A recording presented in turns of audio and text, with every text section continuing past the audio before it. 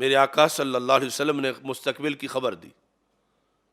یحمل ھذا العلم من کل خلف عدولہ، فرمایا کہ مستقبل میں قیامت تک ہر نئی جنریشن میں میرے دین کے متوالے ضرور ہوں گے، کبھی بھی میرا دین اس کی سرزمین بنجر نہیں ہوگی، پانج نہیں ہوگی کہ اس دین کا نام لینے والی کوئی نہ ہو، یہ سرکار خبر دے کے گئے، لہذا جو کوئی جتنا زور لگا لے یہ مٹ جائیں گے،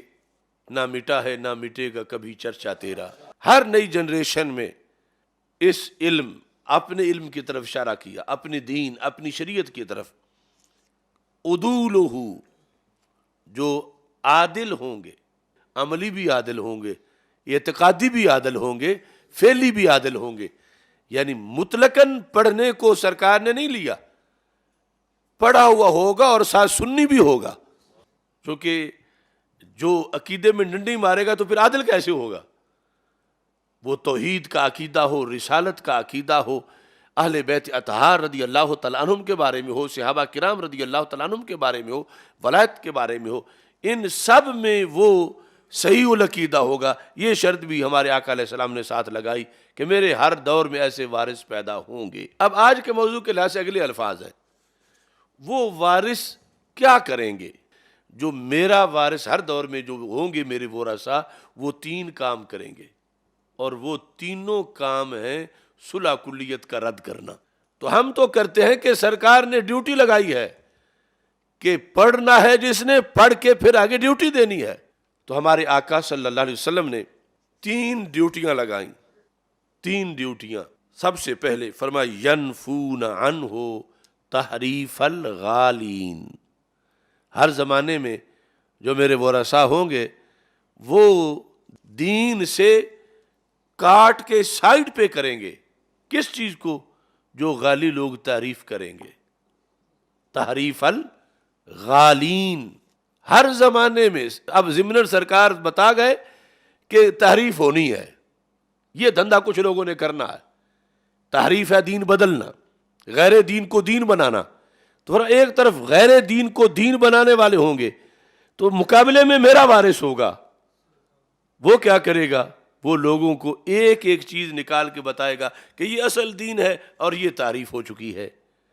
یہ اصل حوالہ ہے، یہ لوگوں نے تبدیلی کر دی ہے۔ اب صلح کلی کہتا ہے کہ کسی کو کچھ نہ کہو، سرکار فرماتے ہیں کہ بد عقیدہ کی ایسی تیسی کرو۔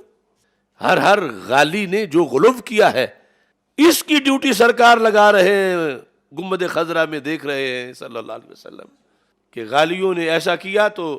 میرے ورثاء وہ ایسا کام کریں۔ اب صلح کلی کہتا ہے وہ بھی ٹھیک ہے، یہ بھی ٹھیک ہے، سارے سچے ہیں، سب ٹھیک ہے، لیکن سرکار فرماتے ہیں ایک ٹھیک ہے، وہ دین برحق، اور یقیناً غالی وہ واردات کر گئے ہیں لیکن میرا وارث وہ بدلہ لے گا۔ اور پھر وانتحال المبتلین، مبتل ایک ہوتا ہے باطل، یہ ہے مبتل، یعنی باطل کام کرنے والا،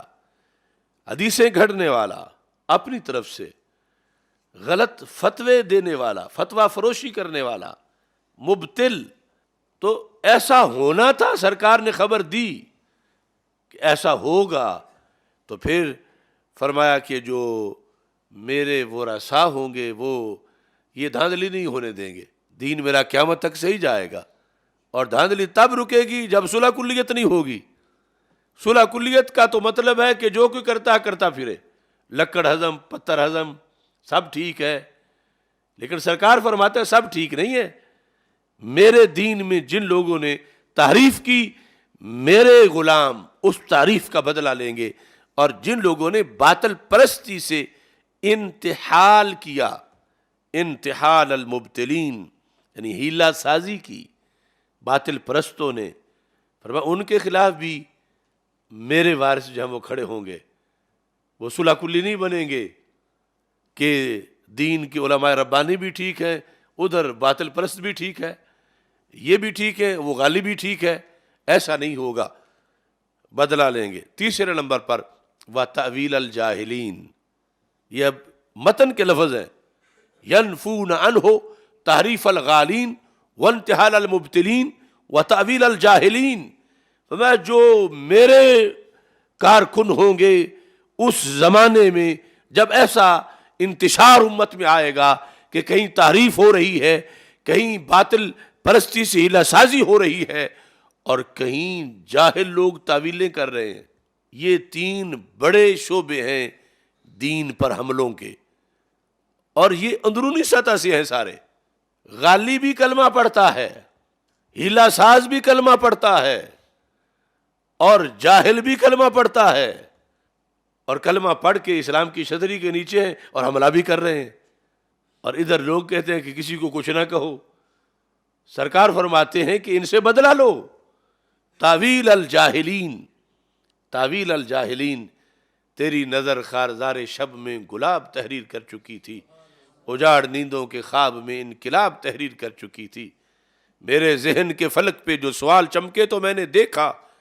تیرے زمانے کی خاک ان کے جواب تحریر کر چکی۔ اسی کے اندر وہ حکمران جو دین بدل کے اپنا بنا کے پیش کرتے ہیں، اور انتحال المبتلین، ہیلہ ساز ہیں طاہر القادری جیسے، غامدی جیسے، اور تاویل الجاہلین یہ ہے ان پڑھ سجادہ نشین، جو تقاضا یہ کرتے ہیں کہ جو ہم کہیں وہی دین مانا جائے۔ ویسے ان پڑھ ہونا اتنا جرم نہیں، ان پڑھ ہو کے پھر یہ ڈیمانڈ کرنا کہ میں ہوں حضرت صاحب، میں ہوں سجادہ نشین، میں جو کہہ رہا ہوں فلاں آیت کا وہ مطلب مانو، میں جو کہہ رہا ہوں فلاں حدیث ویسے سمجھو۔ تو سرکار نے فرمایا معاف ان کو بھی نہیں کرنا کہ جاہل ہونے کی وجہ سے خرابی کر رہے ہیں، پڑھ نہیں سکے تو کم از کم پڑھے ہوئوں کی بات ہی مان لیں، خود پڑھ نہیں سکے تو پھر کم از کم چپ تو بیٹھیں، پھر شریعت میں بگاڑ کیوں پیدا کرتے ہیں، پھر گدیوں پہ بیٹھ کے قرآن و سنت کے خلاف کیوں بولتے ہیں، اور پھر جو غلط تعویلیں کرتے ہیں ان کو منوانے پہ کیوں مصر ہیں۔ ہمارا بولا ہوا مانا جائے، کیوں؟ ہمارے 10 لاکھ مرید ہیں، وہ مرید ہونا اور بات ہے، حق جاننا اور بات ہے۔ کسی ایسے عظیم مرد کی گدی پہ بیٹھنا کہ جس کے ہزاروں لاکھوں مرید ہوں یہ اور بات ہے، اور حق جاننا اور بیان کرنا یہ اور بات ہے۔ اب میرے آقا علیہ السلام نے تو اپنے وارث کو ہر طرف ہی ٹکرا دیا، اب وہ وارث کیسا ہے جو کہتا ہے میری سب سے صلح؟ کوئی صلح کلیوں کی آخری پدی یا آخری ہاتھی مجھے اس بات کا جواب دے کہ جو کچی لسی بنا کے وہ بیٹھے ہوئے ہیں وہ اس حدیث پہ عمل کیسے کر سکیں گے؟ جو آستانے میں بیٹھ کے دین بگاڑ رہا ہے اس کو بھی سلام، جو مدرسہ میں بیٹھ کے دین بگاڑ رہا ہے اس کو بھی سلام، جو کوئی تنظیم بنا کے دین بگاڑ رہا ہے اس کو بھی سلام، جو حکومت کے اندر بیٹھ کے بگاڑ رہا ہے اس کو بھی سلام، جو باہر بیٹھ کے بگاڑ رہا ہے اس کو بھی سلام، جو ملک میں بگاڑ رہا ہے اس کو بھی سلام، جو بیرون ملک کافروں کی گود میں بیٹھ کے بگاڑ رہا ہے دین اس کو بھی سلام۔ تو پھر یہ چیز کس چیز کا وارث ہے؟ اگر اس نے سب سے صلح کر کے بیٹھنا ہے تو پھر سرکار نے تو ڈیوٹی اور لگائی ہے۔ یہ کیسے اپنے آپ کو نائب رسول صلی اللہ علیہ وسلم اور وارث رسول صلی اللہ علیہ وسلم اور سرکار کے منبر اور محراب کا وارث قرار دے رہا ہے؟ سرکار دو عالم صلی اللہ علیہ وسلم نے یہ ڈیوٹیاں لگائی ہیں، یہ کہتی ہیں کہ صلح کلیت کا آپریشن کرو، یہ کہتی ہے کہ صلح کلیت کا جنازہ نکالو، اور صلح کلیت کے جو سور میں ہیں ان کو نکیل ڈالو کہ یہ دین کی فصلیں اجاڑ رہے ہیں صرف اپنی دوستیاں نبھانے کے لیے، صرف یہ چند لقموں کے لیے۔ بعض مسجدوں کی کمیٹیوں کے بندے خود سنی ہوتے ہیں لیکن ان کے رشتہ دار غلط عقیدے والے ہوتے ہیں، تو وہ خطیب کو مجبور کرتے ہیں نہیں نہیں چونکہ وہ ہمارے رشتہ دار ہیں۔ کاروباری پارٹنر ایسے ہوتے ہیں، پھر کچھ پیروں کے داماد بہنوئی خود ایسے، ارے یہ شہادت گاہ الفت میں قدم رکھنا ہے۔ لوگ آسان سمجھتے ہیں مسلمان ہونا، یہ بیان کرنے والے پہ پھر یہ پدیاں صلح کلیت کی تانے دیتی ہیں کہ یہ اپنا دھندا چلانے کے لیے کر رہے ہیں۔ بے غیرتوں، یہ سرکار کے فرمان پہ عمل کر رہے ہیں، دھندے تم چلا رہے ہو، کبھی کسی کی پلیٹیں چاٹتے ہو، کبھی کسی کے کندھوں پہ جا بیٹھتے ہو کسی کی گود میں، اور آج لے ان کی پناہ، آج مدد مانگ ان سے، کل نہ مانیں گے قیامت کو اگر مان گیا۔ کہ رسول پاک صلی اللہ علیہ وسلم یہ ڈیوٹی لگا کے گئے ہیں، اور ادھر یہ کام مشکل بڑا ہے،